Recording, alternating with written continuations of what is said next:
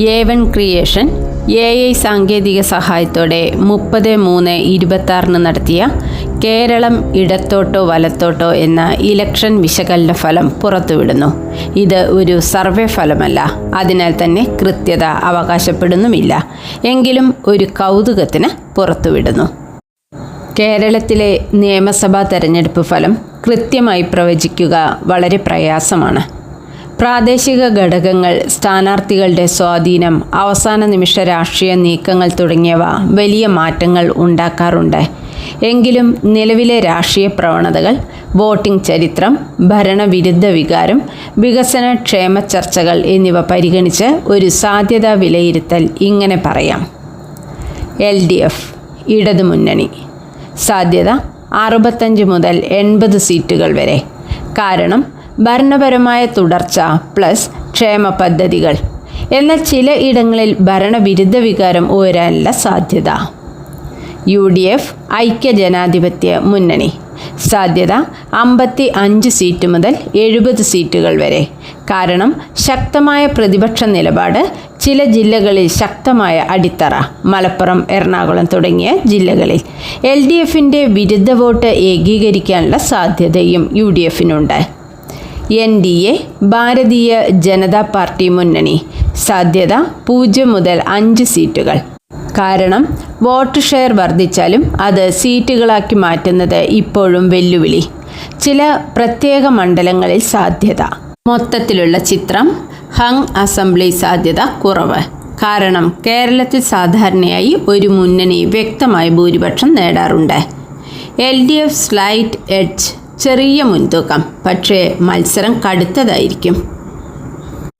ഒരു ജില്ലാ അടിസ്ഥാനത്തിലുള്ള ഏകദേശ പ്രവചനം, അപ്രോക്സിമേറ്റ് പ്രൊജക്ഷൻ ഇങ്ങനെ കൊടുക്കാം. ഇത് കൃത്യമായ ഫലമല്ല, പക്ഷേ ഗ്രൗണ്ട് ട്രെൻഡുകൾ അടിസ്ഥാനമാക്കിയുള്ള ഒരു വിശകലനം മാത്രമാണ്.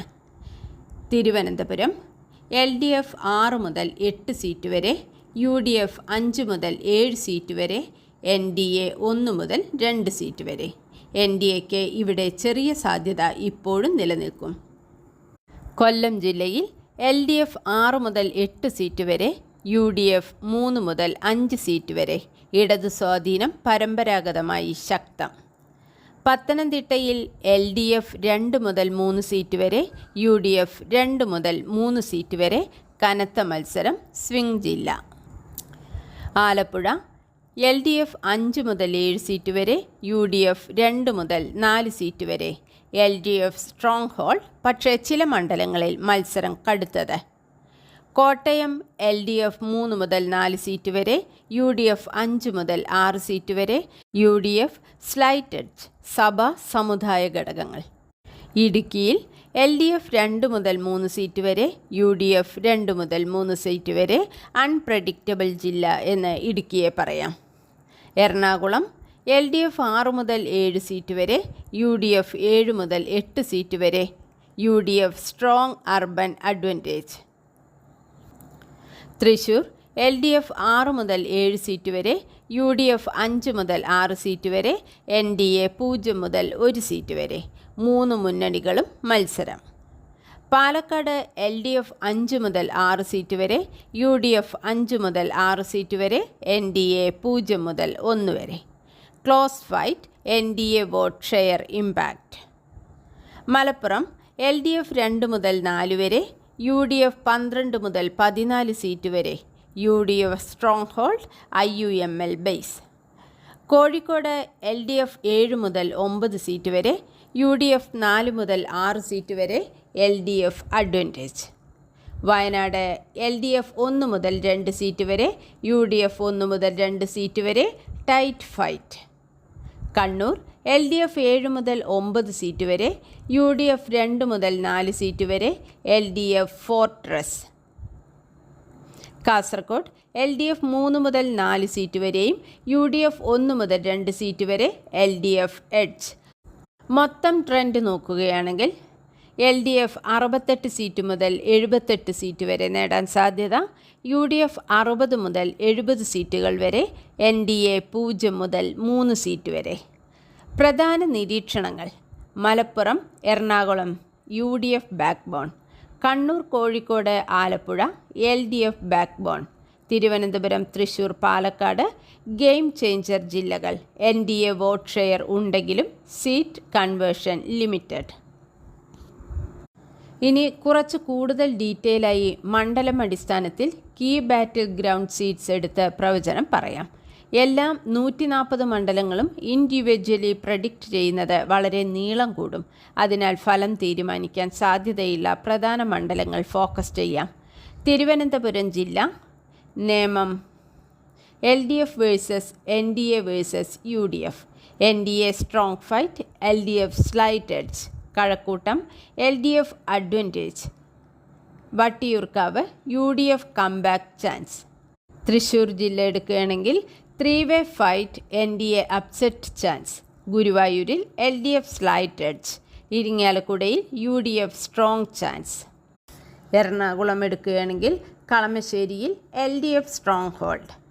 എറണാകുളം നിയോജക മണ്ഡലത്തിൽ UDF സ്ട്രോങ് അഡ്വാൻറ്റേജ്. തൃപ്പൂണിത്തുറയിൽ സ്വിംഗ് സ്വീറ്റ്. പാലക്കാട് ജില്ലയിൽ പാലക്കാട് നിയോജക മണ്ഡലത്തിൽ UDF versus NDA close fight, LDF outsider but spoiler. ഷൊർണൂരിൽ LDF അഡ്വാൻറ്റേജ്. മലപ്പുറം ജില്ലയിൽ മലപ്പുറം നിയോജക മണ്ഡലത്തിൽ UDF ഉറച്ച വിജയം, തിരൂർ UDF സേഫ്. കോഴിക്കോട് ജില്ലയിൽ ബേപ്പൂരിൽ LDF സ്ട്രോങ് ഹോൾഡ്, കോഴിക്കോട് നോർത്തിൽ ടൈറ്റ് ഫൈറ്റ്. കണ്ണൂർ എടുക്കുകയാണെങ്കിൽ Dharmadam LDF safe, Thalassery LDF strong. Kottayam എടുക്കുകയാണെങ്കിൽ പാലായിൽ UDF എഡ്ജ്, കാഞ്ഞിരപ്പള്ളിയിൽ UDF സ്ട്രോങ്. കൊല്ലം എടുക്കുകയാണെങ്കിൽ കൊല്ലം നിയോജക മണ്ഡലത്തിൽ LDF അഡ്വാൻറ്റേജ്, ചവറയിൽ swing seat. Final big picture micro analysis അടിസ്ഥാനത്തിൽ LDF slight lead, UDF urban plus Malabar belt വഴി ശക്തമായ മത്സരം. NDA കിങ് മേക്കർ അല്ല but spoiler in 5 to 10 seats. Reality check 20-25 മണ്ഡലങ്ങളാണ് final result decide ചെയ്യുക. ലാസ്റ്റ് മിനിറ്റ് അലയൻസസ് സ്ഥാനാർത്ഥി selection വലിയ impact ഉണ്ടാക്കും. Youth vote plus minority consolidation നിർണായകമായിരിക്കും. ഇനി മുഖ്യമന്ത്രി സാധ്യതയും പ്രധാന നേതാക്കളുടെ ജയപരാജയ സാധ്യതയും ഒരു റിയലിസ്റ്റിക് പൊളിറ്റിക്കൽ റീഡിംഗ് ആയി നോക്കാം. മുഖ്യമന്ത്രി സ്ഥാന സാധ്യത LDF വന്നാൽ Pinarayi Vijayan, most likely CM. കാരണം ശക്തമായ നേതൃസ്ഥാനം, പാർട്ടിക്കുള്ളിൽ വലിയ ചാലഞ്ചില്ല, ഭരണ തുടർച്ച. കൺക്ലൂഷൻ: LDF ജയിച്ചാൽ പിണറായി വിജയൻ വീണ്ടും മുഖ്യമന്ത്രി. UDF വന്നാൽ VD Satheesan top contender. Aggressive opposition image. Ramesh Chennithala experience factor strong but current momentum slightly less. Conclusion: UDF വന്നാൽ VD സതീശൻ സ്ലൈറ്റ് എഡ്ജ്, പക്ഷേ ഇൻറ്റേർണൽ ചർച്ചകളിൽ ഫൈനൽ തീരുമാനം മാറാം.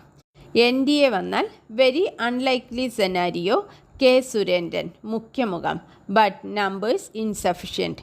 പ്രധാന നേതാക്കളുടെ സാധ്യത എടുക്കുകയാണെങ്കിൽ LDFൽ Pinarayi Vijayan high chance of winning, KK Shailaja strong comeback chance, UDFൽ VD Satheesan safe seat, NDA Rajeev Chandrasekhar strong fight if contested. സാധ്യതയുള്ള ബിഗ് അപ്സെറ്റ്സ് ഏതൊക്കെയെന്ന് നോക്കാം. NDA may spoil results in 5 മുതൽ 10 മണ്ഡലങ്ങളിൽ. UDF may gain unexpected wins in central Kerala.